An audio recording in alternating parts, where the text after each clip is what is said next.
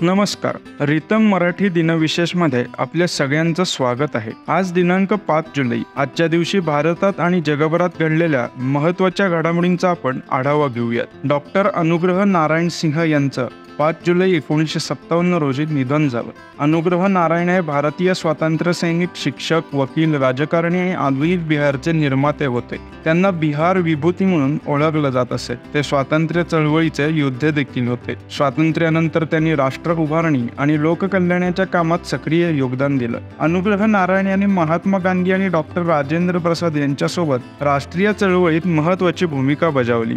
British संसदेनं 5 जुलै 1947 रोजी भारतीय स्वातंत्र्य कायदा मंजूर केला. हा कायदा 4 जुलै रोजी ब्रिटिश संसदेत सादर करण्यात आला. तर 18 जुलै 1947 रोजी शाही संमती मिळाल्यानंतर 15 ऑगस्ट 1947 रोजी त्याची अंमलबजावणी करण्यात आली. हा कायदा भारताचे शेवटचे गव्हर्नर जनरल लॉर्ड माउंटबॅटन यांच्या माउंटबॅटन योजनेवर आधारित होता. या योजनेचा उद्देश ब्रिटिश राजवटीकडून स्थानिकांकडे सत्ता हस्तांतरित करणे हा होता. या कायद्यानुसार ब्रिटिश भारत आणि पाकिस्तान या दोन स्वतंत्र राष्ट्रांमध्ये विभागणी करण्यात आली. या व्यतिरिक्त भारतातील विविध संस्थानं आणि आदिवासी जमिनीवरील ब्रिटिश नियंत्रण अखेर संपुष्टात आलं.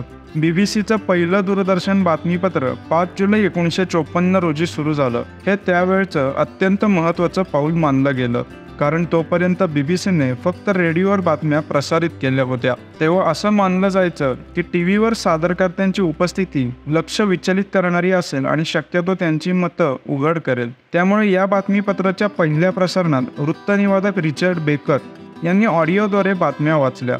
त्याचवेळी स्क्रीनवर संबंधित व्हिडिओ फुटेज आणि छायाचित्र दाखवण्यात आली. बुलेटिनमधील शीर्षकता भारत चीन शांतता चर्चेची होती. क्लोनिंग टेक्नॉलॉजीद्वारे तयार करण्यात आलेल्या डॉली नावाच्या मेंढीचा जन्म 5 जुलै 1966 रोजी झाला. अशा प्रकारे जन्माला आलेली ही जगातील पहिली प्रजाती होती. स्कॉटलंडच्या एडिनबर्ग जवळील रोझलिन इन्स्टिट्यूटमधील शास्त्रज्ञांनी डॉलीची निर्मिती केली. इयान विल्मोट आणि त्यांच्या टीमने ही प्रक्रिया पार पाडली. क्लोनिंग तंत्रात पांढऱ्या मेंढीच्या शरीरातून शरीरपेशी अर्थात बॉडी सेल काढण्यात आल्या आणि दुसऱ्या मेंढीच्या शरीरातून अंडी पेशी काढण्यात आल्या. या दोन पेशी नंतर पेशीय हस्तांतर करून एकत्र केल्या गेल्या आणि तिसऱ्या मेंढीच्या गर्भाशयात घालण्यात आल्या. तिसऱ्या मेंढीची भूमिका फक्त या बाळाला तिच्या पोटात वाढवण्याची होती. त्यानंतर 5 जुलै 1966 रोजी डॉलीचा जन्म झाला. 22 फेब्रुवारी 1997 रोजी 7 महिन्यानंतर ते जगासमोर पहिल्यांदा आणलं गेलं. यानंतर डॉलीने वयाच्या दुसऱ्या वर्षी तिच्या पहिल्या पोकराला जन्म दिला. त्याचं नाव बोनी ठेवण्यात आलं. त्यानंतर डॉलीने एकदा जुळ्या आणि एकदा तिळ्यांना जन्म दिला. सप्टेंबर 2000 मध्ये जेव्हा डॉलीने तिच्या शेवटच्या पोकराला जन्म दिला तेव्हा डॉलीला फुफ्फुसाचा कर्करोग आणि संधिवात असल्याचं आढळून आलं. डॉलीची तब्येत हळूहळू खालावत गेली. जेव्हा डॉलीचा त्रास वाढू लागला तेव्हा शास्त्रज्ञांनी डॉलीला मारण्याचा निर्णय घेतला, जेणेकरून तिची वेदनादायक जीवनातून सुटका होईल. 14 फेब्रुवारी 2003 रोजी डॉलीचा मृत्यू झाला. 5 जुलै 1977 रोजी पाकिस्तानच्या जनरल मोहम्मद झिया उल हक यांच्या नेतृत्वाखाली पाकिस्तानी लष्कराने झुल्फिकार अली भुट्टो सरकार उलथवून सत्ता ताब्यात घेतली. सत्ता पालटानंतर भुट्टो यांच्या सरकारवर निवडणूक हेराफेरी आणि भ्रष्टाचाराचे आरोप झाले. त्यानंतर देशभरात मोठ्या प्रमाणात निदर्शनं झाली.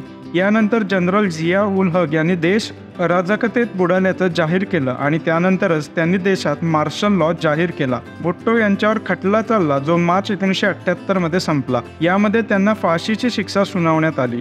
झिया उल हकच्या लष्करी राजवटीत पाकिस्तानात इस्लामीकरण आणखी गतीने करण्यात आले. शरिया कायदा लागू करण्यात आला आणि देशाची अधिक रूढीवादी इस्लामिक ओळख निर्माण केली गेली. तर हे होते आजचे दिनविशेष. तुम्हाला हा व्हिडिओ आवडला असेल तर व्हिडिओ लाईक करा, शेअर करा आणि व्हिडिओ खाली कमेंट करून आम्हाला तुमचा अभिप्राय नक्की कळवा. आणि असेच अनेक माहितीपूर्ण व्हिडिओ पाहण्यासाठी आमच्या रितम मराठी यूट्यूब चॅनलला सबस्क्राईब करायला विसरू नका.